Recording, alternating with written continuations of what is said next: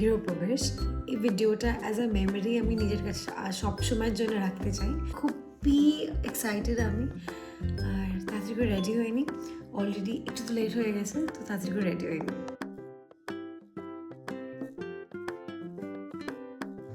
কি প্রিটি রোদ্দুরটা, আমার কোনো ফিল্টারই দরকার পড়ছে না।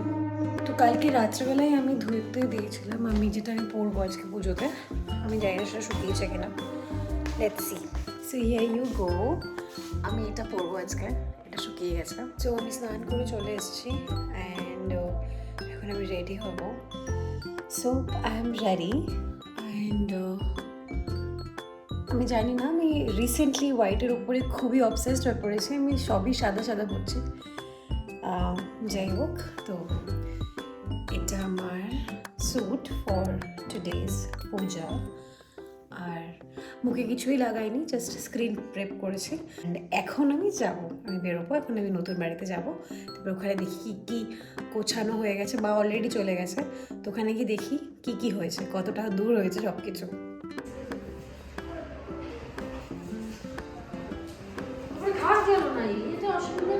করো কি এই যে সব আয়োজন হচ্ছে এখানে খাওয়া দাওয়ার। মাই গড, লাইটসও লাগাচ্ছে। তুমি আমার ব্লগে কথা বলতে চাও? আমার ফার্স্ট ব্লগ।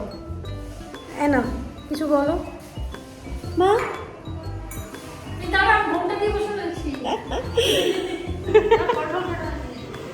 আর কি করবো?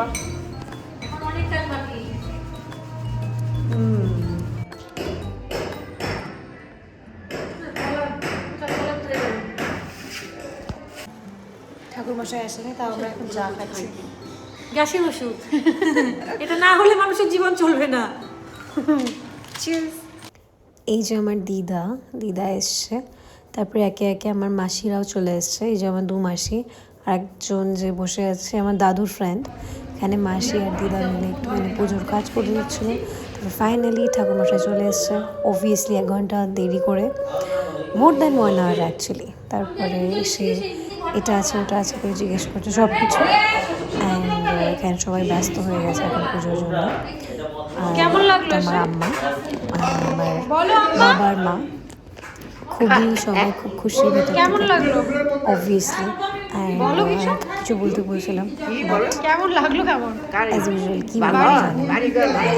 ইয়েস, তারপরে আমার স্পেশাল ছোট্ট বেবি চলে এসছে বাড়িতে, দিদিভাইও চলে এসছে। তো ওকে নিয়েই সব আনন্দটা এখন। আর ও না থাকলে সত্যি আর আনন্দটার আনন্দ হয় না। বলো, নেমন্তন্ন তো, কিন্তু আজকে কি গৃহপ্রবেশ পুজো হচ্ছে, তাই না? হ্যাঁ, এটা একটা সুন্দর একটা ছোট্ট রিচুয়াল ছিল, এখানে সবাইকে ঘুরতে হতো। তো সবাই মিলে ঘুরছিল হাতে কিছু কিছু ফল নিয়ে, অ্যান্ড অবভিয়াসলি ঠাকুরমশাই মন্ত্র পড়ছিল। তো ঘোরাটোরা হয়ে যাওয়ার পর আমরা ফাইনালি প্রবেশ করব, গৃহপ্রবেশ হবে অ্যাকচুয়ালি।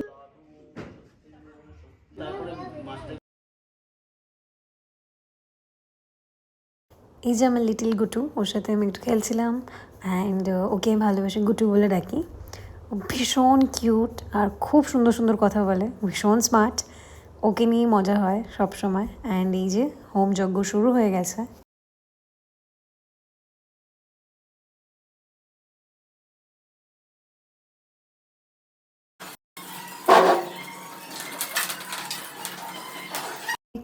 অনেকক্ষণ ধরে পুজো হওয়ার পর এবার খিদে পেয়ে গেছে, খেতে এসেছি। তো ভাত ছিল, কী কী ছিল আমি একে একে দেখাচ্ছি। বেগুন ভাজা ছিল, আর এই যে আমার মা কিছু একটা বলছিল, আমি জানি না কী বলছিল, আমি ভুলে গেছি। আর তার অনেক কিছুই বলছিল। যে আমার ভাই, আমার পিসির ছেলে বসে আছে, আমার পিসির হাজব্যান্ড, আমার পিসনও বসে আছে। এটা ছিল ভেজ ডাল, খুবই টেস্টি ছিল খাবার। কারণ কি অনেকক্ষণ ধরে উপোস ছিলাম, তারপর খেয়েছি, তো খুব ইয়ামি লাগছিল। তারপর এই যে ফুলকপির তরকারি আমার দিদি পরিবেশন করছিল। ও খুবই মজা পায় এসব করতে, ভীষণ ভালোবাসে এসব।